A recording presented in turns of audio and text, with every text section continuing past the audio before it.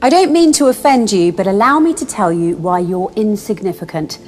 Time is old. Time is really, really old. Time, to be specific, has been alive and ticking for 13.8 billion years. It's tough to get an accurate perception of something like the age of the universe. Humans are bad with big numbers. I don't mean in a mathematical sense, we're pretty good at that, but rather we're poor at judging scale and perspective. Have you considered, for example, that there's a 31-year difference between a million and a billion seconds? By the power of factors, a million seconds, being less than a fortnight, that's 2 weeks for those who don't know, may as well be discarded. The best scientific research currently estimates that the universe is 13.8 billion years old. But that number's so big it doesn't really mean anything to most of us. To put it into perspective, Carl Sagan, an American astronomer, cosmologist and astrophysicist, introduced the cosmic calendar and collapsed the entire history of the universe into just a single year. By employing this calendar metaphor, the human mind is able to approach unhuman timescales in a human format. In his book, The Dragons of Eden, and his TV series Cosmos, Carl Sagan popularized a method to visualize the chronology of the universe. It's simple. Take its current age, 13.8 billion years, and scale it down to a single year, the cosmic calendar, where midnight on the 1st of January marks the start of time, the Big Bang, and the end of the 31st of December is right now, this very moment. The cosmic year is one to remember. Here are a few highlights from it. January 1st, 14 seconds past midnight, hydrogen starts to form. It's cool enough now for electrons to combine with protons. Previously, the universe had been a hot plasma of photons, electrons and baryons. January 10th, the first stars ignite. For over 300 million years, the universe had been dark. January 13th, small galaxies first appear. March 15th, our galaxy, the Milky Way, first appears. End of August, start of September, our sun, the Earth and the rest of our solar system is formed. September 21st, first life, single-cell organisms first appear. December 5th, multi-cell organisms, almost 3 billion years after single-cell organisms have formed. December 14th, small animals appear. December 20th, land plants appear. December 25th, welcome the dinosaurs, Merry Christmas. December 26th, mammals emerge. December 27th, birds. December 28th, flowers. December 30th, dinosaurs die. That didn't last long. 8 minutes ago, humans appear. 14 seconds ago, modern civilization. Every person you've ever heard of from here on out. 5 seconds ago, Prophet Jesus. 4 seconds ago, Prophet Muhammad in the last second. Modern science and technology, the American Revolution, the French Revolution, World War I, World War II, the Apollo moon landing, and Donald Trump becomes president. Your life, if you're lucky enough to live to the age of 109, is a blink of an eye, a quarter of a second. You are insignificant in the grand scheme of the cosmos. But don't let that get you down. You're also extremely fortunate to have this fleeting moment in the sun. The average ejaculate has 250 million sperm cells, and you made it, buddy. Best make the best of your day.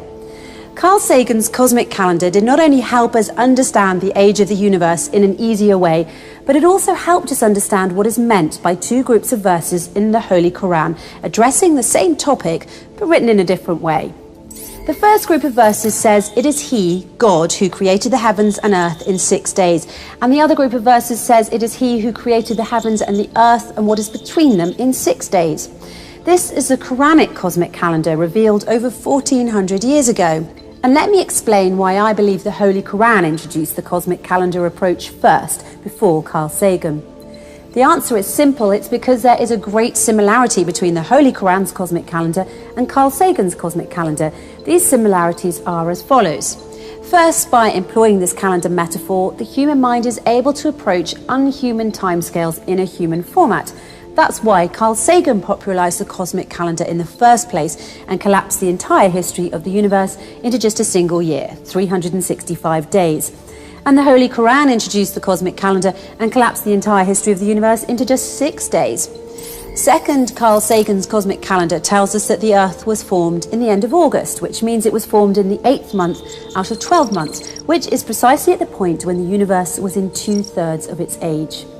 Now, similarly, the Holy Quran's cosmic calendar tells us that the Earth was formed in 4 days out of a total of 6 days, being again when the universe was exactly in 2/3 of its age. This is written in chapter 41, from verses 10 until 12. In 4 days he made in the earth what anchors it from high above it, and put barack in it, and equally measured out sustenance of its dwellers for those who ask. Then he directed himself to the heaven while it was smoke. Then verse 12 says, and he completed them 7 heavens within 2 days, and he made in each heaven its affair, and adorned the nearest heaven with lamps. Third, when Carl Sagan first popularised his cosmic calendar in 1996, it spanned 1 year, and there was no Donald Trump at that time. And when I read the cosmic calendar for you now, it also spanned 1 year, but this time it did include Donald Trump becoming president as an example of a recent famous event. And when anyone reads Carl Sagan's cosmic calendar after thousands of years, it will remain the duration of 1 year, and it will include future events that are yet unknown to us now. So here's the kicker. This 1 year cosmic calendar doesn't mean that the universe is going to end in this final second of the year. The scale just continues condensing itself to accommodate the increasing age of the cosmos.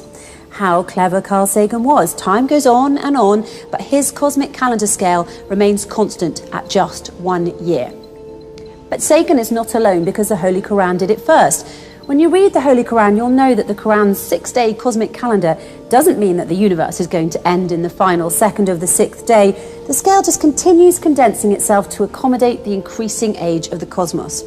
When the Holy Quran says it is He, God, who created the heavens and earth in 6 days, and in another verse says it is He who created the heavens and the earth and what is between them in 6 days, it is implying that what is between the heavens and the earth have not yet ended.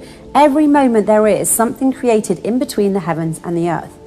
So now I say, how clever the Holy Quran is. Time goes on, and still its cosmic calendar scale remains constant at just 6 days.